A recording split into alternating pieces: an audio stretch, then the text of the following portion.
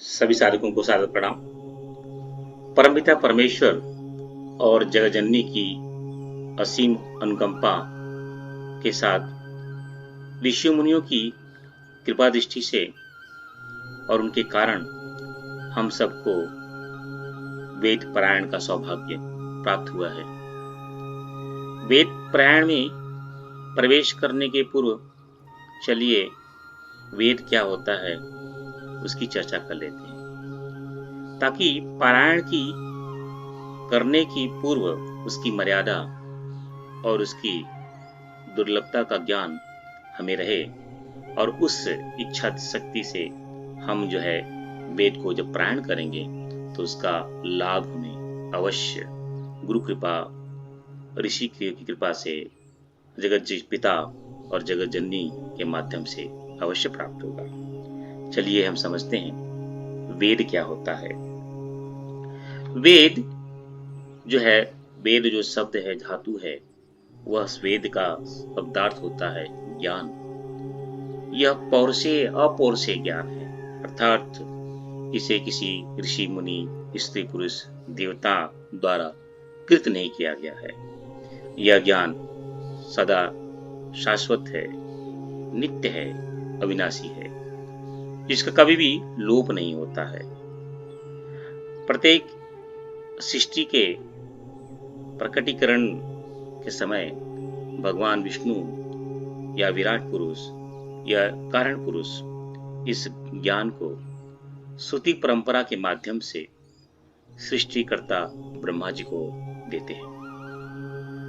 श्रुति परंपरा अर्थात श्रवण के माध्यम से, श्रवण यानी सुना हुआ ज्ञान, अर्थात यह ज्ञान श्रुति परंपरा यानी श्रवण के माध्यम से या गुरु शिष्य परंपरा में गुरु शिष्य को जब अधिकारी समझ करके उसकी पात्रता को ठोक बजा करके देख करके उसे अपने अनुरूप जब से समझ में आ जाता है, यह ज्ञान उसे दे करके देता है और अंततः शिष्य भी गुरु के समान हो जाता है। तो यह ज्ञान सदैव गुरु शिष्य परंपरा में ही संचालित है और जब शिष्य को यह ज्ञान प्राप्त हो जाता है वह गुरु के समरूप हो जाता है, अर्थात वह एक ही जो ज्ञान जहां से शुरुआत हुआ है उस ज्ञान से एक रूप हो जाता है और यह ज्ञान शाश्वत है, निरंतर है, सत्य है, अर्थात वेद शाश्वत है,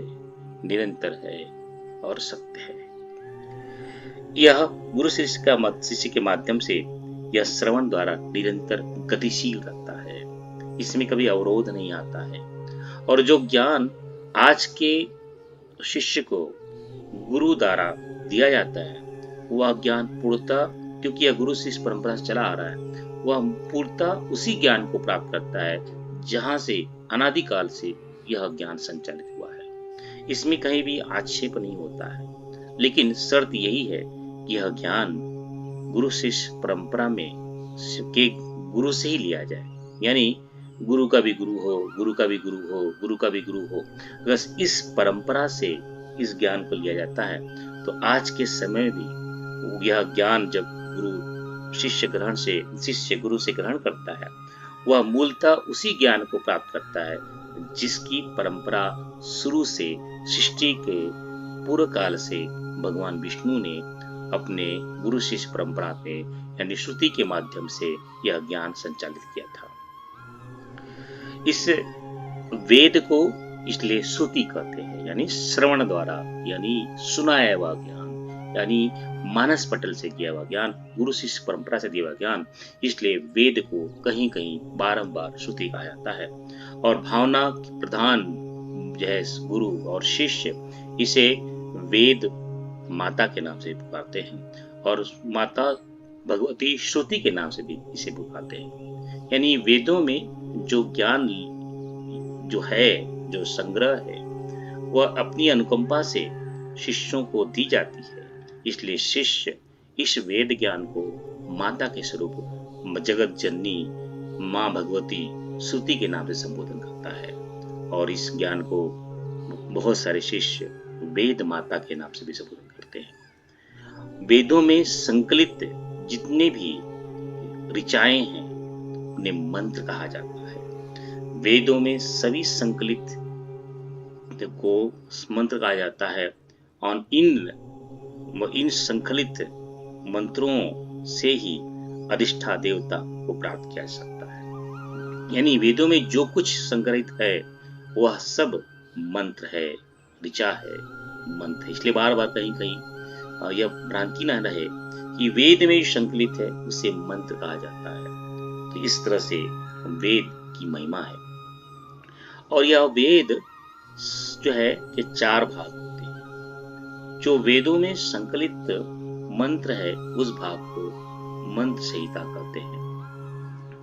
और इस मंत्र संहिता से, इन मंत्र से, इन ऋचाओं से जिस मंत्रों का कर्म कांड के रूप में उपयोग किया जाता है और इसकी विवेचना की जाती है उस भाग को ब्राह्मण ग्रंथ कहते हैं।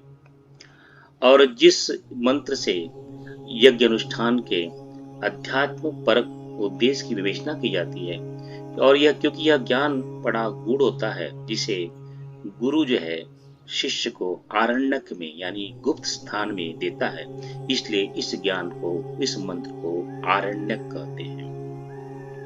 और जिस ज्ञान में, जिस मंत्रों में ब्रह्म जीव जगत की एकता और उसकी अभिन्नता, भेद और अभेद को बताया जाता है, उस ज्ञान को उपनिषद कहा जाता है। इस तरह से वेदों के 4 भाग होते हैं। एक मंत्र वाला भाग जिसे मंत्र भाग से कहा जाता है, दूसरा ब्राह्मण वाला भाग, ब्राह्मण ग्रंथ, इसमें कर्म के बारे में विवेचना की जाती है। एक आरण्यक भाग, इसमें भक्ति या उपासना की विवेचना की जाती है। और एक उपनिषद भाग जिसमें ज्ञान की चर्चा की जाती है। तो कहने का अर्थ है जिस मंत्र से कर्म की प्रधानता झलकती है उसे ब्राह्मण ग्रंथ कहते हैं। जिस मंत्र से, वेदों के मंत्र से, जिस वेदों के मन से कर्मकांड की झलकती है उसे ब्राह्मण करते हैं। जिस वेद के मंत्रों से यज्ञ अनुष्ठान के आध्यात्मिक परक उद्देश्य के द्वारा भक्ति और उपासना की जाती है उस मंत्र को आरण्यक मंत्र कहते हैं। और जिस मंत्र से ब्रह्म और जीव और उनके अभेद और भेद को नष्ट करके उनके अभेद बुद्धि को लाई जाती है और जगत, जीव और ब्रह्म की चर्चा की जाती है, ऐसे मंत्र को ज्ञान भाग कहा जाता है या उपनिषद कहा जाता है। तो इस तरह से वेदों के 4 भाग हैं। यह परंपरा रही है कि हर द्वापर के अंत में एक अवतारी चेतना प्रकट होती है, क्योंकि द्वापर युग तक तो जो यह ज्ञान शाश्वत गुरु शिष्य परंपरा में श्रवण के माध्यम से, श्रुति के माध्यम से ही संचालित हुआ। लेकिन आगे की जो पीढ़ी आने वाली रहती है कलयुग में, तो द्वापर का अंत यानी कलयुग की पीढ़ी, कलयुग के हम लोग, इनकी हमारी क्षमता इतनी नहीं रहती है कि हम इस ज्ञान को श्रवण के माध्यम से ग्रहण कर सकें। इसलिए हर द्वापर युग के अंत में एक अवतारी चेतना प्रकट होती है और इन वेदों के संपूर्ण संग्रह को व्यास करती है, उसको एक परिधि देती है, उसको एक बांधती है। इसलिए ऐसे अवतारी चेतना को वेद व्यास की उपाधि दी जाती है। और हमारे इस चतुर्युग के जो वेद व्यास हैं उनका नाम है कृष्णद्वैपायन। उन्होंने, कृष्णद्वैपायन जी ने इन बृहद ज्ञान को व्यास किया है, इसलिए उन्हें भगवान श्री कृष्णद्वैपायन वेद व्यास के नाम से संबोधित किया जाता है। यह भगवान वेद व्यास इस हमारे चतुर्युग के ब्रह्मर्षि पराशर और माता सत्यवती के पुत्र हैं। और इस समय के जो, इस हमारे युग के जो वेद व्यास हैं वह स्वयं भगवान विष्णु के अवतार हैं। तो हर अलग युग में, चतुर्युग में अलग अलग अवतारी चेतना व्यास के रूप में प्रकट होकर के वेदों का व्यास करती है। इसलिए हम जब प्रार्थना करते हैं तो हम क्या करते हैं? नमस्ते व्यास विशाल बुद्धे फुल्लारविंद यत्र पत्नेत्र येन त्वया भारत तैलपूर्ण प्रज्वालितो ज्ञानमय प्रदीप। अर्थात जिन्होंने महाभारत रूपी ज्ञान के दीप को प्रज्वलित किया, ऐसे विशाल बुद्धि वाले महर्षि वेद व्यास को मेरा नमस्कार है। यह दूसरा श्लोक बड़ा महत्वपूर्ण है। इसमें पूरी परिभाषा संकलित है। व्यासाय विष्णु रूपाय व्यास रूपाय विष्णुवे नमो वै ब्रह्मनिधे वासिष्ठे नमो नमः। यानी व्यास ही विष्णु है, विष्णु ही व्यास है। ऐसे वशिष्ठ मुनि के वंशज को मैं नमन करता हूँ। वशिष्ठ मुनि के वंशज अर्थात जो ब्रह्मा जी हैं, उनके पुत्र से ज्येष्ठ पुत्र वशिष्ठ जी हैं। वशिष्ठ जी के पुत्र शक्ति जी हैं। शक्ति जी के पुत्र पराशर जी हैं और पराशर जी के पुत्र व्यास हैं। जैसे हमने चर्चा की, वेद ज्ञान श्रुति के माध्यम से, श्रवण के माध्यम से, गुरु शिष्य परंपरा के माध्यम से ही संचालित होता है। जब हम देखते हैं, बड़े ध्यान से देखते हैं कि यह वशिष्ठ कुल में से यह व्यास जी का प्रकटीकरण हुआ है। और वशिष्ठ जी के पिताजी ब्रह्मा जी हैं। ब्रह्मा जी के पिताजी स्वयं भगवान विष्णु हैं। और वशिष्ठ जी के पुत्र शक्ति जी हैं और शक्ति जी के पुत्र पराशर हैं और पराशर के पुत्र भगवान वेद व्यास हैं। यह ज्ञान सदैव गुरु शिष्य परंपरा से ही और श्रुति के माध्यम से संचालित रही है। द्वापर युग में भगवान वेद व्यास ने इसका अभ्यास किया और अपने जो है परम शिष्य या परम पुत्र सुखदेव जी को दिया। सुखदेव जी से यह ज्ञान जो है गौड़पाद जी को प्राप्त हुआ। गौड़ जी पादी से यह ज्ञान गोविंद पादाचार्य जी को प्राप्त हुआ। गोविंद पादाचार्य जी के ध्यान से यह ज्ञान भगवत पाद भगवान शंकराचार्य जी को प्राप्त हुआ। तो यह ज्ञान इस तरह से कलयुग में आया और कलयुग में भगवान शंकराचार्य जी के माध्यम से, यह उनके 4 शिष्य के माध्यम से, पर्णपाद, सुरेशानंद जी है, हस्तमलक तोटकाचार्य जी के माध्यम से यह ज्ञान निरंतर आज तक चला आ रहा है और आगे भी चलता रहेगा। इसी परंपरा के माध्यम से यह ज्ञान सदा शाश्वत है, नित्य है और अपौरुषेय है। इस गुरु शिष्य परंपरा में 2 विलक्षण प्रक्रिया होती है।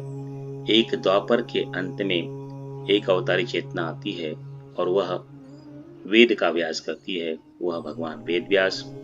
और कलयुग में आने के उपरांत कुछ समय के पश्चात और मानव जाति की क्षमता जब कम होती है तो उसी वेद व्यास के भगवान ने जो उसे व्यास करके लिपिबद्ध किया था, भगवान वेद व्यास की पूर्व ज्ञान सिर्फ श्रवण के माध्यम से होता था, लेकिन भगवान वेद व्यास ने इसका व्यास करके उसको लिपिबद्ध किया और लिपिबद्ध करके उसका ग्रंथन किया।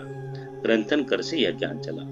लेकिन आगे चल के परंपरा में यह हमारी मानव जाति की शक्ति और कम होने से यह ज्ञान को पुनः उसे भाष्य किया गया, क्योंकि भगवान वेद व्यास की जो ने वाणी लिखी थी उस समय के मानव जाति के लिए वह तो उनके समझ में आ सकता था, लेकिन इस समय के मानव जाति के लोग जो है उसे समझ नहीं सकते क्योंकि क्षमता नहीं है। इसलिए पुनः एक अवतारी चेतना भगवान शंकर के रूप में आकर के, जिन्हें भगवान शंकराचार्य जी कहते हैं, वह इन्हें भगवान वेद व्यास द्वारा जो संकलित शुभ वेद का मंत्र थे, उस मंत्र को भाष्य किया, मंत्र को और डिटेल में समझाया ताकि हमें समझ में आए। इसलिए कहीं कहीं और बोलता बहुत प्राय हर जगह हम जो है भगवान वेद व्यास को भगवान सूत्रधार कहते हैं और जो है भगवान शंकराचार्य जी को भगवान भाष्यकार के नाम से संबोधित करते हैं। यह ज्ञान सदैव ही शाश्वत है, जिससे हमने चर्चा की, और यह ज्ञान का कारभार हमारे सप्तऋषि भी करते रहते हैं। हमारे मनवंतर के सप्तऋषि कश्यप ऋषि, अत्रि ऋषि, भरद्वाज ऋषि, विश्वामित्र ऋषि, गौतम ऋषि, जगदम्बि ऋषि, वशिष्ठ ऋषि, यह कारभार गुरु शिष्य की परंपरा से शाश्वत निरंतर संचालित करते रहते हैं। आगे चल करके जो भगवान वेद व्यास ने जो उसका अभ्यास किया था, उन पूर्ण संपूर्ण ज्ञान को जो अभ्यास किया उसको 4 भागों में बांटा। ऋग्वेद, यजुर्वेद, सामवेद, अथर्ववेद। मूलतः भगवान वेद व्यास के पूर्व यह ज्ञान शाश्वत एक संग्रहित था, एक रूप में था, लेकिन भगवान वेद व्यास ने उसी मंत्र को भाग को 4 भागों में बांट दिया, जिसको नाम दिया ऋग्वेद, यजुर्वेद, सामवेद और अथर्ववेद। अब ये समझते हैं कि वेद पारायण कैसे करते हैं। अब तक हमने समझा वेद क्या होता है, कैसे उसका प्रकटीकरण हुआ, किस तरह से उसका संचालन होता है, कैसे वह गुरु शिष्य की परंपरा से ही प्राप्त किया जा सकता है, और शिष्य जो इस ज्ञान को प्राप्त करता है वह मूलतः जब उसको ज्ञान मिल जाता है वह मूलतः भगवान विष्णु के स्वरूप जो है उससे ज्ञान प्राप्त हो जाता है। वेद पारायण, जब किसी भी वेद का हम पारायण करते हैं तो उसमें एक मर्यादा बताई गई है, क्योंकि हम बहुत पवित्र और दुर्लभ जो है ज्ञान को प्राप्त करने के लिए प्राप्त चाहते हैं, तो उसके लिए जो है उसके पूर्व यह विधान बताया जाता है कि जो भी पारायण करना चाहता है किसी भी वेद के किसी भी भाग को वह पारायण करना चाहता है, उसे मंगलाचरण या शांति पाठ करना अनिवार्य होता है। और ऋषियों ने 3 तरह के मंगलाचरण बताए हैं। एक नमस्कारात्मक मंगलाचरण, दूसरा आशीर्वाद आत्मक मंगलाचरण, तीसरा जो है विशेषणात्मक मंगलाचरण। जिसमें नमस्कार की प्रक्रिया होती है उसमें उस पर ब्रह्म परमेश्वर चेतना को नमस्कार किया जाता है, और जिसमें आशीर्वाद की भावना होती है उसमें उस परम ब्रह्म चेतना से आशीर्वाद ग्रहण किया जाता है, और जिसके अंदर विशेषता बताई जाती है उसमें उस परम ब्रह्म चेतना के गुणों का विशेषता, उनकी महिमा को वर्णन किया जाता है। कहीं कहीं तीनों मंगलाचरण किसी पारायण में के पूर्व तीनों मंगलाचरण दिखाई देती है। कहीं कहीं सिर्फ उस परम चेतना को नमस्कार किया जाता है, और कहीं कहीं आशीर्वाद ग्रहण किया जाता है, और हर वेद के भाग का एक जो है निर्धारित मंगलाचरण होता है, उससे उसी मंगलाचरण को करके ही उसी में प्रवेश किया जाता है। बिना उसके मंगलाचरण के किए प्रवेश निषेध है या नहीं, और नहीं किया जाता है। ये बड़ा अनिवार्य होता है, और ये मंगलाचरण प्रवेश करने के पूर्व किया जाता है और जब अंत करते हैं तब किया जाता है। तो 2 रूप से अनिवार्य रूप से किया जाता है, और साथ में मध्य में कभी भी कर सकते हैं, ऐसी कोई उसके लिए रूपरेखा नहीं है, लेकिन शुरुआत में और अंत में आवश्यक रूप से जो है मंगलाचरण करना होता है, और जो है मध्य में जब भी आए तब किया जाता है। क्योंकि इस मंगलाचरण में हम जो है उस परम चेतना को नमस्कार करते हैं, तो नमस्कार कितनी बार भी कर सकते हैं, लेकिन बिना उनको नमस्कार किए हुए हम जो है वेद के पारायण को कर नहीं सकते। इस मंगलाचरण में हम उस परम चेतना से आशीर्वाद लेते हैं, इसलिए तो उसके पूर्व और अंत में अवश्य रूप से आशीर्वाद लिया जाता है, और जो है और कितनी बार आशीर्वाद लिया जा सकता है, लेकिन अनिवार्य रूप से आरंभ में और अंत में अवश्य रूप से जो आशीर्वाद लिया जाता है। इस मंगलाचरण में उस परम चेतना की विशेषताओं के गुणों का जो है महिमा की जाती है, इसलिए उसके अनिवार्य रूप से शुरू में करें या अंत में अनिवार्य रूप से किया जाता है, और मध्य में जितना भी बार चाहे उनके गुणों को हम गुणगान कर सकते हैं, यानी इसकी कोई मर्यादा नहीं है। लेकिन अनिवार्य रूप से शुरुआत में वेद पारायण के शुरू में और वेद पारायण के अंत में अनिवार्य रूप से करना होता है, और मध्य में जितना बार भी चाहे हम नमस्कार जो उस वेद के पारायण का जो भी मंगलाचरण है, चाहे वो नमस्कार रूपी हो या चाहे वो आशीर्वाद रूपी हो, चाहे विशेषणा युक्त हो, उनको करना अनिवार्य है। यह अनिवार्य उसे न करने उसे बिना उसे किए हुए वेद पारायण में के लिए निषेध यानी उसकी आज्ञा नहीं दी जाती है।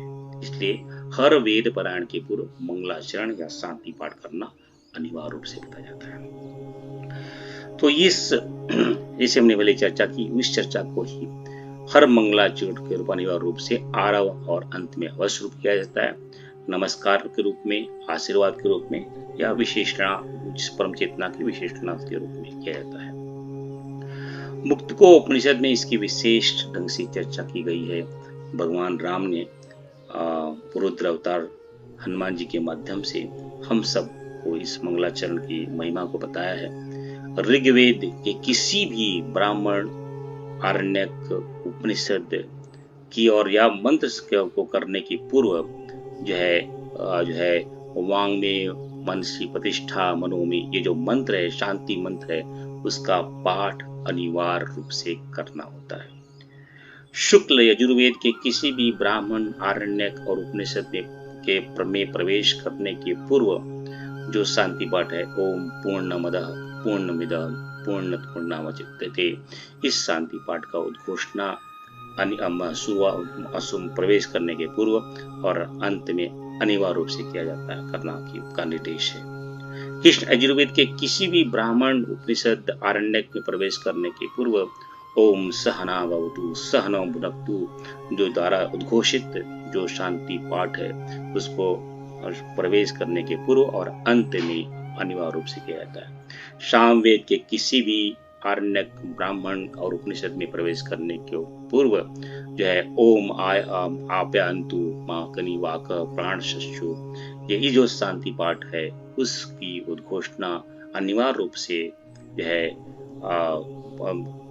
अनिवार्य रूप से आरंभ में और अंत में किया जाता है। अथर्ववेद के किसी भी ब्राह्मण, आरण्यक, उपनिषद में प्रवेश करने के पूर्व ओम भद्रम करणे भी जो शांति मंत्र है, उसको जो है उद्घोषणा की जाती है। तो यह प्रारूप जो है हर वेद के पारायण के पूर्व उसके जितनी भी जो उसके संहिता, उसके आरण्यक, ब्राह्मण, उपनिषद में प्रवेश के पूर्व यह अनिवार्य रूप से किया जाता, करना चाहिए। अब देखते हैं कि वेद की शाखाएं, और वो हम सुनते हैं कि वेद की शाखाएं, तो वेदों को जैसे हमने चर्चा की कि वह उसे ऋग्वेद, यजुर्वेद, सामवेद, अथर्ववेद में भगवान वेद व्यास ने बांट दिया, और इन जो वेद हैं उनको अपने 4 जो शिष्य थे जो है पैल, वैशंपायन, जैमिनी और सुमंतु को दिया कि वह इन सभी वेदों को जो है अपने जो है प्रचार प्रसार करो, इसके शाखाओं को बढ़ाओ। तो गुरु शिष्य की परंपरा से जैसे कि पैल जी ने जो है ऋग्वेद लिया था, उनके शिष्य गुरु शिष्य की परंपरा से यह गुरु के शिष्य जब गुरु बना, फिर उसके शिष्य, फिर वो शिष्य जब गुरु बना, इस तरह से अनेक शाखाएं और प्रशाखाएं और जो है अनुशाखाएं बनती जाई। इसी को शाखा, प्रशाखा, अनुशाखा कहते हैं। तो प्रत्येक जो है ब्राह्मण के, आरण्यक के, उपनिषद की अलग अलग जो है आरण्यक, ब्राह्मण जो है शाखाएं बनती गई।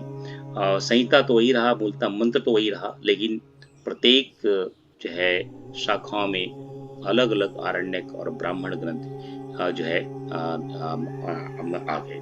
तो जो है उसी की चर्चा करते हुए जो है मुक्ति को उपनिषद में भगवान राम भगवान रुद्र अवतार हनुमान जी से कहते हैं कि अब तक की जो है परंपराओं में ऋग्वेद की 21 शाखाएं हैं, यजुर्वेद की 109 हैं, सामवेद की 1000 हैं, अथर्ववेद की 50 हैं, इस मिलाकर के 1180 शाखाएं हैं।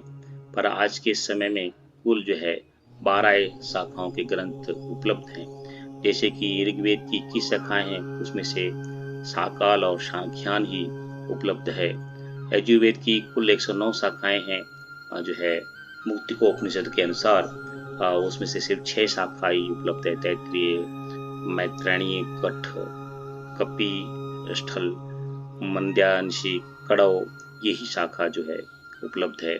सामवेद की 1000 शाखाएं हैं, लेकिन उसमें से सिर्फ 2 शाखाएं गौतमी और जैमिनी ही उपलब्ध है। अथर्ववेद की 50 शाखाएं हैं, उनमें से सिर्फ 2 शाखाएं आज के समय में उन दो शाखाओं के ग्रंथ ही मिलते हैं, शौनक और पैपलाद जो है शाखा के।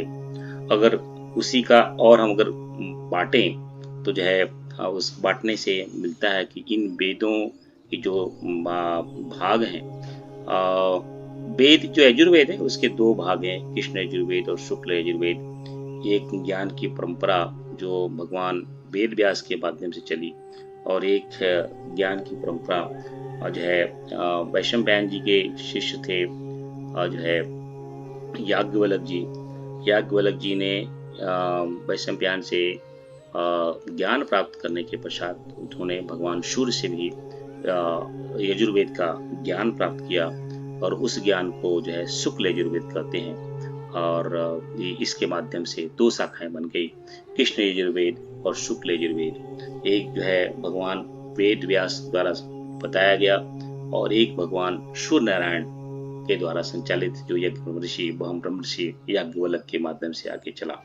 तो इस तरह से देखे जाएंगे तो जो है आज के समय में ऋग्वेद की सिर्फ दो शाखाएं हैं, यजुर्वेद की 6 शाखाएं हैं, सामवेद की 2 शाखाएं हैं, अथर्ववेद की 2 शाखाएं हैं, संहिता तो एक ही है। ब्राह्मण ग्रंथ देखा जाए तो ऋग्वेद के 2 ब्राह्मण हैं, कृष्ण यजुर्वेद के 4 ब्राह्मण हैं, शुक्ल यजुर्वेद के 2 ब्राह्मण हैं, सामवेद के 5 ब्राह्मण हैं, अथर्ववेद के 1 ब्राह्मण है। आरण्यक की चर्चा की जाए तो ऋग्वेद की 2 आरण्यक, कृष्ण यजुर्वेद के 3 आरण्यक, शुक्ल यजुर्वेद के 1 आरण्यक, और सामवेद का 2 आरण्यक, और अथर्ववेद का कोई भी आरण्यक उपलब्ध नहीं है। यानी कुल 9 आरण्यक हैं, 14 ब्राह्मण हैं, और जो है 12 शाखाएं उपलब्ध हैं। अगर उपनिषद की चर्चा की जाए तो ऋग्वेद के 10 उपनिषद, कृष्ण यजुर्वेद के 32, शुक्ल यजुर्वेद के 19, सामवेद के 16 और अथर्ववेद के 31 जो है उपनिषद उपलब्ध हैं। अर्थात इस समय 108 उपनिषद उपलब्ध हैं। 1180 में से 108 उपनिषद उपलब्ध हैं। कहीं कहीं 212 उपनिषदों का उल्लेख आता है, कहीं कहीं मद्रास यूनिवर्सिटी में या गुजरात में 220 के या 212 उपनिषद का श्रृंखला है, लेकिन अधिकांश जो उपनिषद उपलब्ध है 108 ही इसमें उसकी जानकारी विस्तृत रूप से प्रचार प्रसार की जाती है। तो इस तरह से हमने समझा कि किस तरह से जो है वेद की धाराएं चली, और इसका जो मूल मंत्र है वह संहिता में संग्रहित है। उन मंत्रों उस जो मूल संग्रह को संहिता कहते हैं, और उसमें जो भी संकलित है उसे मंत्र कहते हैं, और यही मंत्र सर्वोपरि है। इस मंत्र के अलग अलग ऋषि होते हैं, इस मंत्र के अलग अलग देवता, हर मंत्र का एक ऋषि होता है, एक देवता होता है, उसका एक लय होता है, एक छंद होती है, उसकी एक गुणवत्ता होती है। तो हर मंत्र के जितने भी मंत्र का संग्रह है वेदों में, उन वेदों में जो है इन मंत्रों का देवता, ऋषि, छंद और लय होता है। तो इस तरह से हमने जो है वेदों के दुर्लभता, उसके पारायण के पूर्व की मर्यादा, यानी मंगलाचरण और शांति पाठ अनिवार्य रूप से करना चाहिए, उसको समझा। आज की चर्चा को यहीं रोकेंगे, और जो है अगली भाग से जो है हम सब जो है वेद पारायण की परंपरा में जो है पारायण शुरू करेंगे। जगत जननी और जगत पिता के चरणों में कोटि कोटि नमन वंदन, ऋषि और गुरुओं के चरणों में कोटि कोटि नमन वंदन। हमारे सभी पुण्य कर्मों के द्वारा संचालित जो भी आत्माएं परमा जो हैं हमें संचालित करती हैं, उन सभी आत्माओं को जो है उनके पुण्य कर्म से हमको यह पारायण करने का जो सौभाग्य मिला है, उन सबको भी कोटि कोटि नमन वंदन। तस्मै श्री गुरुवे नमः, तस्मै श्री गुरुवे नमः, तस्मै श्री गुरुवे नमः। इदं गायत्रीदं नमः, इदं गायत्रीदं नमः, इदं गायत्रीदं नमः।